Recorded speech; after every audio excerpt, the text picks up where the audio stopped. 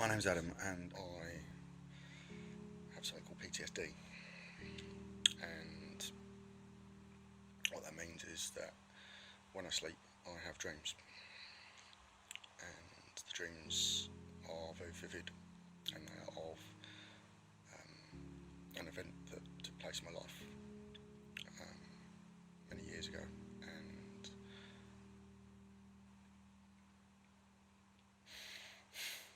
I'm waking up to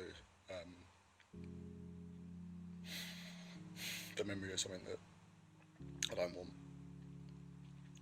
um, and I'm reliving something that I don't want to relive. And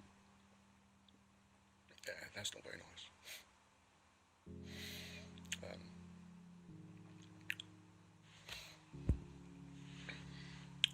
it's PTSD is something that's most associated with war veterans because they have it so completely, and it affects their life so badly. Everyone will experience PTSD in their life. If you go through something during a day that's bad, and you dream about it that night, you have a nightmare about it that night, that's PTSD.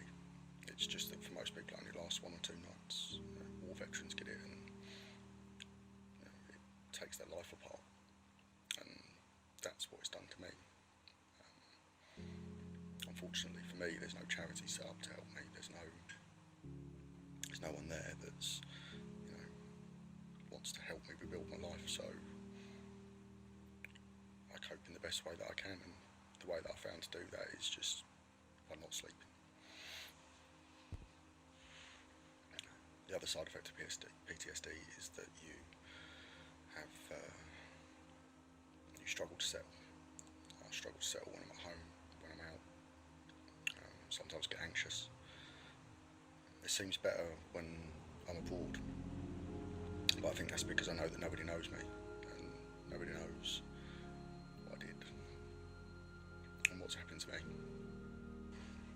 My life seems to go in cycles where I will build everything up and sort out somewhere to live and get a girl, get a good job, and then I just blow it all apart and ruin it all. And it's a hard thing to do because each time I have to do it, it gets a little bit harder, and I'm worried that one day I won't be able to pick myself up.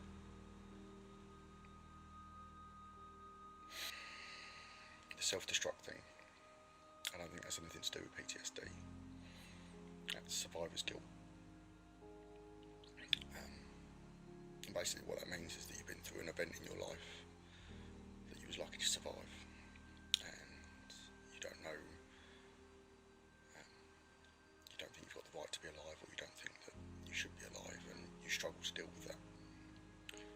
The other way you get it is because you went through an event where somebody you was with died, people that you was with died and you didn't, and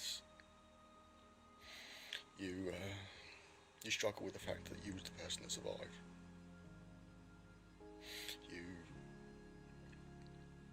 want to take the other person's place so that their life can continue. You want to swap places with them. You struggle to find joy in life, but when you do, when good things happen to you, and when those things make you happy and they make you smile, you feel guilty for that. You feel guilty because you know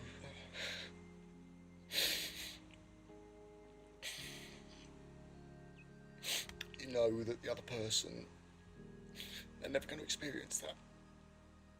They're never going to experience that joy, they're never going to experience that happiness because of whatever it is that you're going through.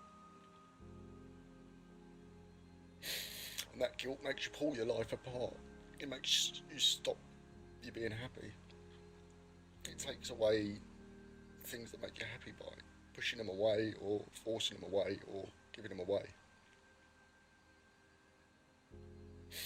And you keep doing that, you keep destroying everything until you're left with nothing. And then when you're left with nothing, you've got to try and pick pick up the pieces and put it all together again. And that's really hard to do when you've got nowhere to live and you've got no job and most of your friends aren't talking to you anymore. I was asked to tell you about an event in my life. I was asked to tell you about 3 friends laughing and joking on a summer's evening, enjoying life. I was asked to tell you about me losing control of a car, about an impact that I don't remember. I was asked to tell you about me taking my t-shirt off and pressing it against my best friend's neck to try and stop him bleeding out.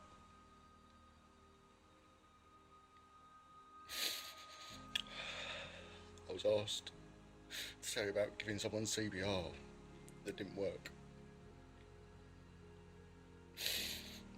I was asked to tell you about holding my best friend's hand for 15 years and begging him not to leave me.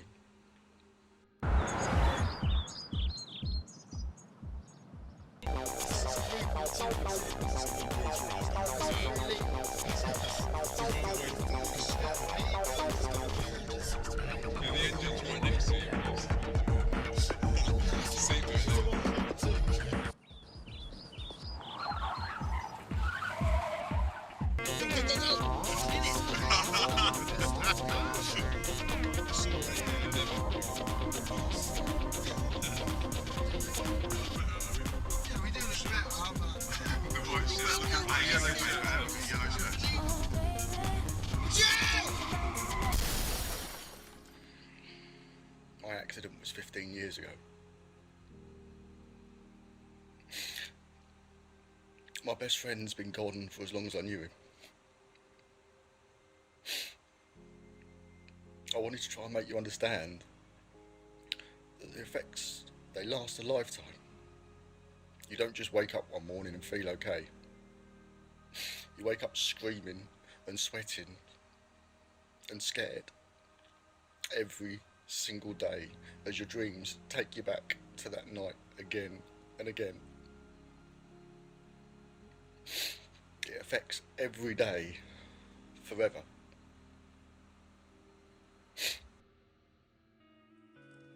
I'm Sophie Morgan, and when I was 18 I had a car accident. I'm now a paraplegic. I'd only had my licence for 6 months, and I will never walk again. And I'm not alone. Every year, thousands of young people die or sustain serious life-changing injuries on the road.